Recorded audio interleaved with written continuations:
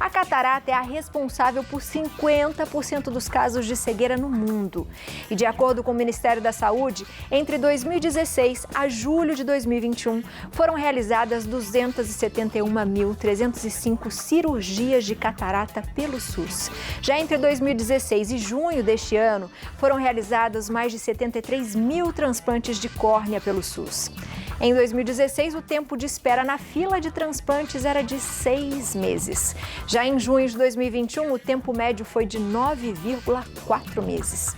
Para tirar as nossas dúvidas sobre a saúde dos olhos, eu recebo aqui na nossa casa a oftalmologista doutora Joyce Fará. Seja muito bem-vinda, Joyce, à nossa casa. Obrigada, Ali. Tudo bom? Boa tarde. Boa tarde. Joyce, será que a gente é um pouco assim relaxado com a saúde dos nossos olhos? Infelizmente, sim. A gente vê que a população brasileira ainda tem um hábito muito comum de fazer óculos em ótica. Então, hoje em dia a gente sabe que é uma coisa que não é legalizada, né? Prescrição de óculos é um ato médico, mas infelizmente muitas óticas têm esse hábito de colocar optometristas para fazer o óculos. E isso torna a prescrição de óculos uma coisa meio banal. É uma coisa simples, né? E existem muitas doenças oculares que são silenciosas. Então o perigo está aí, né? De você todo ano vai lá, faz o seu óculos na ótica, tá tudo ok, e você pode ter um glaucoma, uma catarata, um ceratocone, alguma condição que tem tratamento, tem um diagnóstico adequado, né? Quando feito por um oftalmologista, isso acaba sendo ocultado. E aí você só vai descobrir aquele problema lá na frente quando o tratamento já fica mais difícil, né? Então, com certeza, aqui no Brasil ainda tem esse hábito e é uma coisa super importante, a rotina médica oftalmológica, porque a gente consegue prevenir doenças, né? Porque às vezes as pessoas fazem assim, foi uma vez no oftalmo, aí pegou aquela receita e para sempre, né? O óculos ficou ruinzinho, você vai trocar, você usa aquela mesma receita, ou você fala, é assim mesmo, tal. Às vezes pega em farmácia, né? E usa óculos, às vezes, de farmácia, óculos prontos, e aí a gente pode estar comprometendo a visão. A visão envelhece como o nosso corpo também? Sim, a visão envelhece. E é interessante que as crianças, quando elas nascem, elas não enxergam, né? Se a gente pega um recém-nascido e oclui os olhos dele e não estimula essa criança a enxergar, essa criança não vai desenvolver a visão. Então é importante, desde criança até o idoso, ter um acompanhamento oftalmológico. Por quê?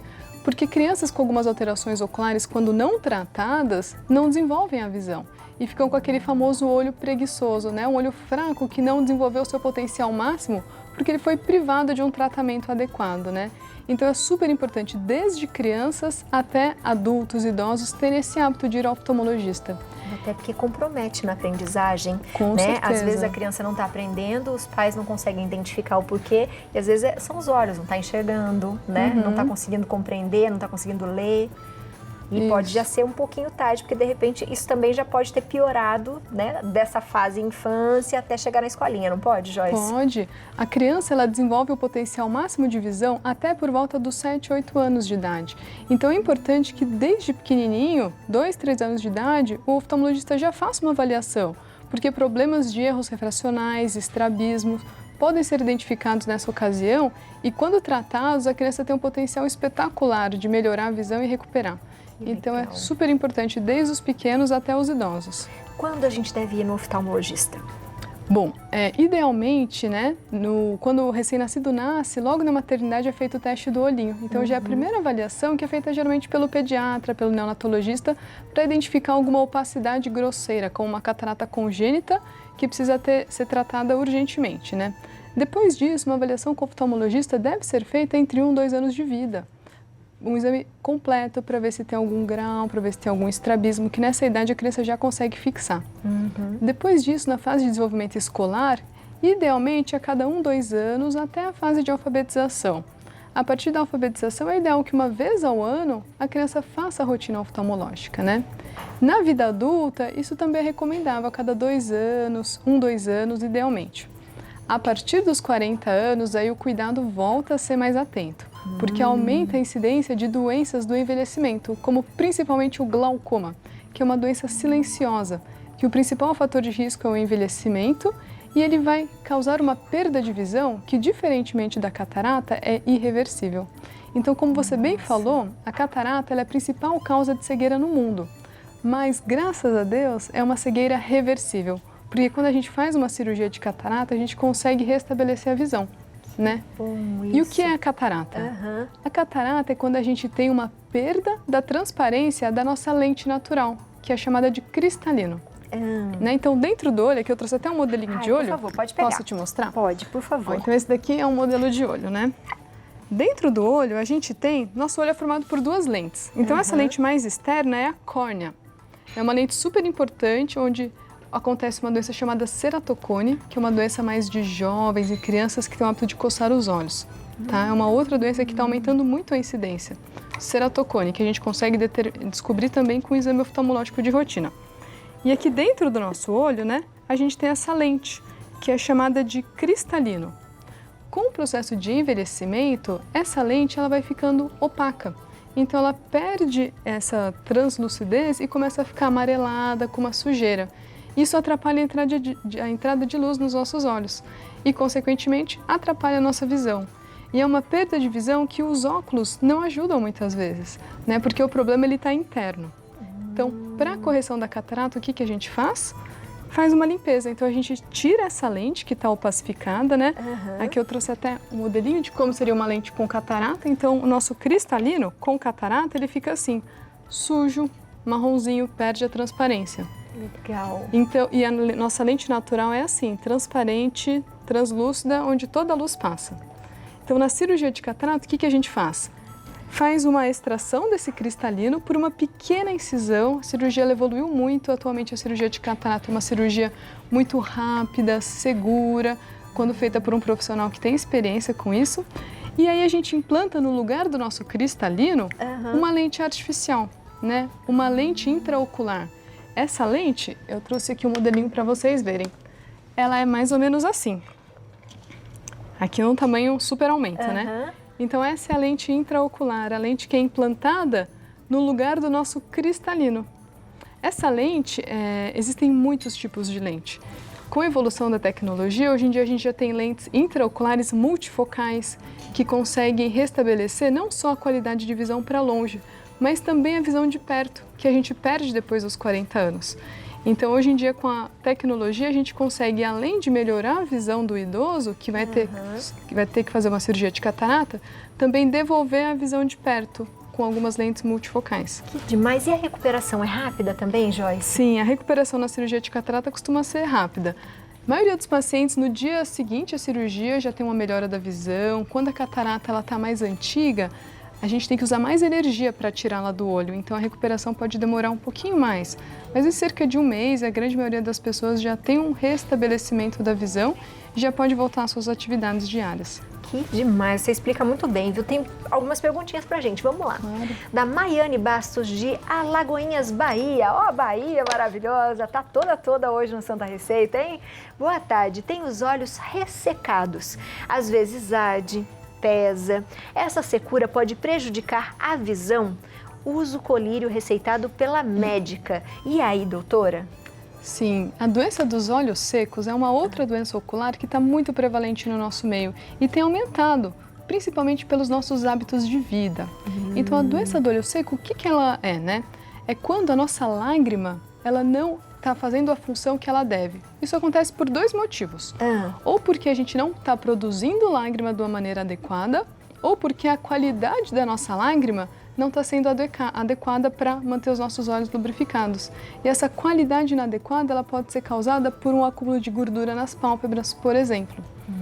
E a doença do olho seco, ela é muito sintomática e ela traz uma perda de qualidade de vida importante para os indivíduos. Por quê? Porque o indivíduo fica com muita sensibilidade à luz, pode ter dor nos olhos, intolerância a olhar para telas, intolerância a ambiente com ar-condicionado e embaçamento visual. E é uma doença que ela é mais prevalente em mulheres idosas, tem relação com o fator de hormônio, mais incidente também em pessoas que usam muita telas, ficam expostas a ar-condicionado E é uma doença que aumentou muito hoje em dia, né? Porque a gente tem o hábito de ficar conectado muito tempo. E é assim, né? Exato. Põe na frente dos olhos, o tempo Sim. bem perto. E usar, de repente, colírio, ela falou que foi receitado pela médica, mas usar demais também não é bom, né, doutora? Também não é bom. Existem muitos colírios e existem alguns colírios que são vendidos na farmácia que, quando usados de maneira errada, podem trazer sérios prejuízos para a nossa saúde, como, por exemplo, os colírios de corticoide. Muitas vezes você consegue comprar um colírio de corticoide sem receita, mas o uso inadvertido do colírio de corticoide ele pode predispor o aparecimento de catarata, pode predispor o aparecimento de glaucoma, tudo causado por um colírio usado inadequadamente. E com relação à doença do olho seco, o colírio lubrificante ele é fundamental no tratamento, mas existem muitos tipos de colírios, né? E o recomendado pelo seu oftalmologista é o ideal. Porque existem colírios com alguns conservantes, outros sem conservantes. Dependendo de como está a superfície ocular, um ou outro é melhor indicado. Boa, tem mais perguntinhas. Vamos lá. Da Gisele de Fortaleza, Ceará. Boa tarde a todos. Como escolher lentes para quem tem astigmatismo? Bom, então, o que é o astigmatismo, né? Quando a gente prescreve um óculos, geralmente vem lá grau esférico e grau cilíndrico. O grau esférico é a miopia ou a hipermetropia, que a gente corrige com uma lente esférica. O astigmatismo é quando o nosso olho ele gera 2 pontos focais no mesmo local. Então, por que isso acontece? A grande maioria das vezes é porque a nossa córnea, essa lente externa do nosso olho, ela tem os meridianos mais encurvados. Então, o meridiano principal ele é mais encurvado do que o secundário. Isso acaba gerando astigmatismo. A gente corrige o astigmatismo com uma lente cilíndrica, que vai corrigir não só a miopia ou a hipermetropia, mas também esse eixo. E o principal do astigmatismo é que ele seja feito no eixo adequado. Então, assim, a lente, é importante que você vá numa ótica de confiança, que vá fazer essas medidas bem alinhadas, porque qualquer desalinhamento na lente do astigmatismo, ela gera uma perda da correção. Então, ela precisa estar bem alinhada. Qualquer lente torta, desalinhada, pode dar um prejuízo, uma não correção total. Então, no astigmatismo, o mais importante é isso, um bom alinhamento e uma ótica de confiança para indicar a melhor lente para cada caso. Boa. Lembrando que sempre que a gente vai fazer um óculos ou a própria, né, é bom voltar de novo no oftalmo para ele conferir se está tudo certo, né, doutora? Sim. Muitas vezes o mesmo óculos ele dura 2, 3 anos. Não tem problema, o óculos não tem aquele prazo de validade. Deu 1 ano, precisa trocar. Mas a receita ela tem um prazo de validade. Por quê? Você pode estar com o mesmo óculos, mas é adequado que o oftalmologista te oriente. Ó, o seu óculos está legal, está bem conservado, então pode mantê-los por mais 1 ano, 2 anos que seja. Boa, tem mais perguntinhas? Vamos lá.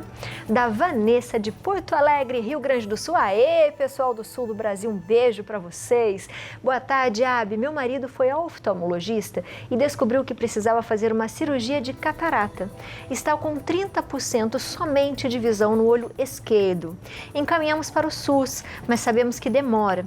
Isso pode agravar mais ainda esse tempo de espera? Obrigada. Um beijo para você, Vanessa. Esperar pode agravar? Sim, a catarata, ela piora com o tempo, lentamente. Alguns quadros de catarata têm uma evolução mais rápida, mas a maioria vai progredindo aos poucos.